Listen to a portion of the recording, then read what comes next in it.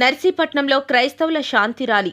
నర్సీపట్నం ఐక్య క్రైస్తవ సమాజం ఆధ్వర్యంలో మంగళవారం ఉదయం పాస్టర్ ప్రవీణ్ పగడాల మృతికి నిరసిస్తూ శాంతి ర్యాలీ నిర్వహించారు.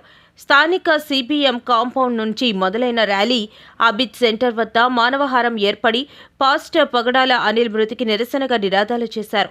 అనంతరం పెద్దబొడ్డే జంక్షన్ వరకు ర్యాలీ చేశారు.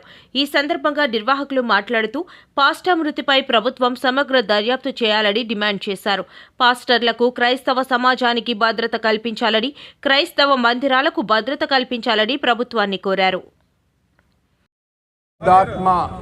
శక్తితో మనకిచ్చిన ఆజ్ఞ ఏమిటంటే, మీరు నా ప్రేమను చాటి ప్రజలకు మేలును చేయండి అని ఆయన తెలియపరిచారు. అందువల్లనే మనము అపోహలు ఆపి, భయంకరమైన అపోహలు ఆపి క్రైస్తవ సంఘము విశ్వాసులు ఆలోచనతో ముందుకు వెళ్ళాలని, భారతదేశంలో, ఆంధ్ర రాష్ట్రంలో మన పరిస్థితుల్లో మన సంఘాల చుట్టూ శాంతిని నెలకొల్పడానికి మనము సర్వశక్తిలా పనిచేయాలని మిమ్మల్ని కోరుతున్నాం. భగవంతుడు ప్రభువైన యేసుక్రీస్తు వారు మరి అన్న ప్రవీణ్ అన్న విషయంలో వారి కుటుంబాన్ని, ఆయన సత్యమణ్ణి, ఆయన చేపట్టిన పనిని ముందుకు సాగించడానికి వారికి ఓదార్పును, ధైర్యమును దయచేయునుగాక. మహోన్నతుడా, సర్వశక్తి కలిగిన దేవా, భూమిని ఆకాశమును కలుగు చేసిన ఏకైక దేవ, నీ నామమునకు వందనాలు, స్తోత్రాలు చెల్లిస్తున్నా. నీ మానవుల నిమిత్తం ఈ లోకానికి వచ్చి ప్రేమను చాటి, నీ ప్రేమను ప్రజలకు, దేవుని ప్రేమను ప్రజలకు తెలియపరుస్తూ కల్వరిలో నువ్వు చేసిన విజ్ఞాపన శ్రమ దినాల్లో జ్ఞాపకం చేసుకుంటున్నాం. తండ్రి, వీరేమి చేస్తున్నారో వీరెరుగురు కనుక వీరిని క్షమించమని ప్రార్థించిన వాడా, నీ నామమునకు వందనాలు, స్తోత్రాలు.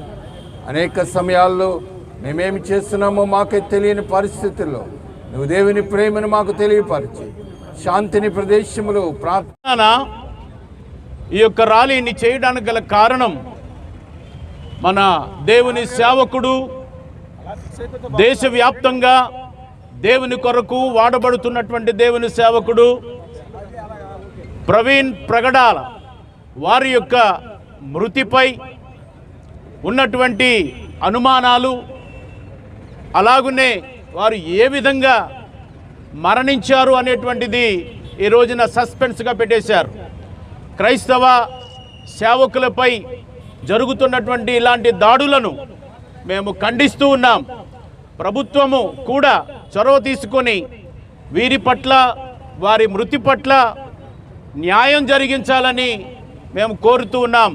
అలాగునే క్రైస్తవ మందిరాలపై, అలాగునే క్రైస్తవ నాయకులపై జరుగుతున్నటువంటి ఇలాంటి దాడులను ఖండిస్తూ ఉన్నాము.